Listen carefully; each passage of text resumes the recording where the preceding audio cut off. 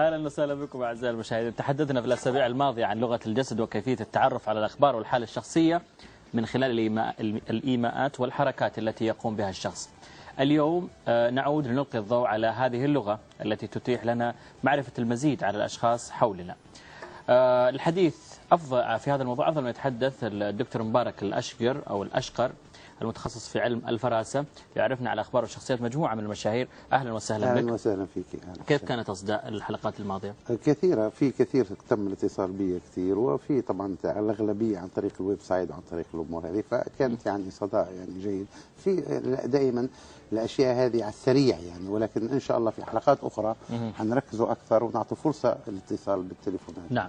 طيب اليوم عندنا 5 شخصيات، راح نبدأ مع الشخصية الأولى الرئيس السوداني عمر البشير، نتابع سويا. استعمار جديد ومحاولة هيمنة جديدة، لأنه عايزين ينهبوا الثروات، عايزين يشيلوا بترولنا، عايزين يشيلوا غازنا، عايزين يشيلوا أرضنا، عايزين يشيلوا مياهنا، ونحن هنقول لا، وهندافع عن حقنا، وهندافع عن مكتسباتنا. ستتصنع أخوي في الأرض بترد ويستهدى وهشك بالروبة بتنزل. نتيجة يا بشير، نتيجة يا بشير.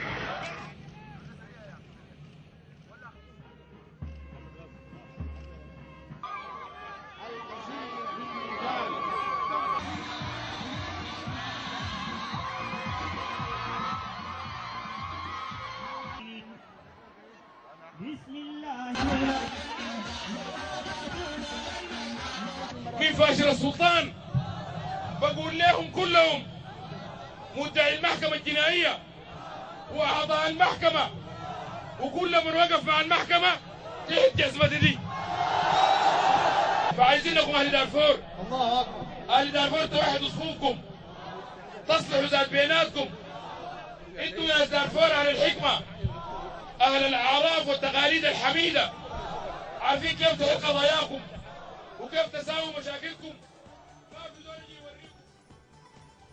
عمر البشير يمتاز بقوته في إيمانه. هذا الرجل ما بيعرف الخوف،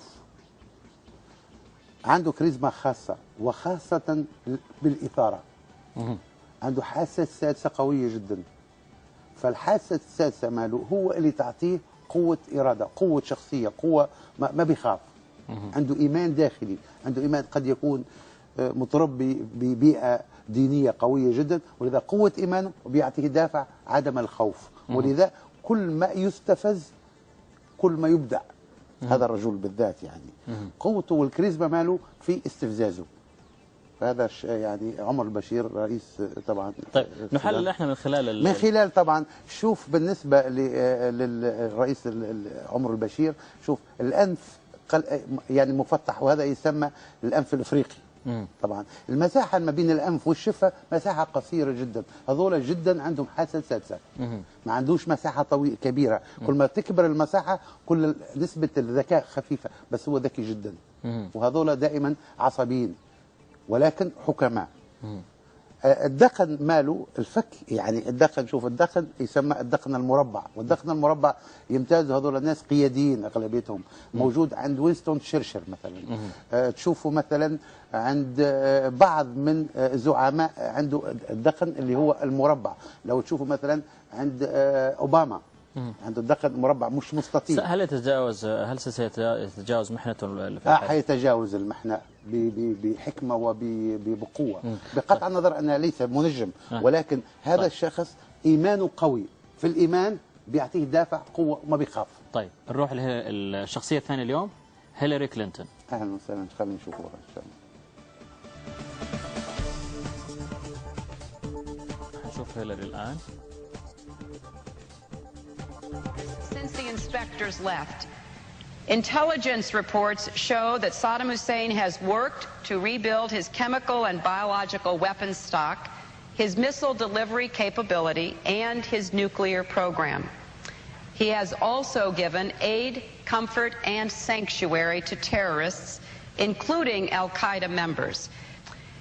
It is clear, however, that if left unchecked, Saddam Hussein will continue to increase his capacity to wage biological and chemical warfare and will keep trying to develop nuclear weapons. Should he succeed in that endeavor, he could alter the political and security landscape of the Middle East, which, as we know all too well, affects American security. This is a very... طيب. بالنسبة لهيلاري كلينتون يعني شخصيتها قوية جدا، صبورة، تمتاز بنظرتها، عندها عيونها لو تشوف تفهم الأشياء من خلال العيون، صبورة جدا بس عندها العين حادة، والناس اللي عندهم العين الحادة دائما صبورين، يعني ما يتسرعوا في تصرفاتهم. بالنسبة ليه هي شوف انت يعني لو تشوف العيون مالها مساحة العين تركز دائما بالعيون، بالعيون تعرف يعني ممكن تكتشف اشياء كثيرة، عندها صبر، قوية، شخصيتها قوية جدا. هل ستنجح في منصبها الحالي؟ حتنجح، هي تنجح وبعدين سحبت نكتة. بدليل على ذلك لما رجعت من المكسيك حاولت احتضنت باراك اوباما، فلما سالها لاول مره احتضنتيني اخاف يكون لانك حامله حمل خنازير، فابتسم سحبت نكته في المنزل خنازير. ايوه سحبت نكته بس قويه، شخصيتها قويه، عيونها جدا بتفهم من خلال العيون، حتى في خلال بدايه الانتخابات الاولى لما كانت مع جون ماكين والمجموعه فكانت جدا من خلال عيونها، الكاريزما نتاعها كلها في عيونها، كل انسان عنده شخصيه معينه. نعم نروح الى الشخصيه الثالثه اليوم، منصور البلوي، رئيس نادي الاتحاد السابق وعضو شرف نادي الاتحاد حاليا، نتابع. محلى شعارك محلى شعارك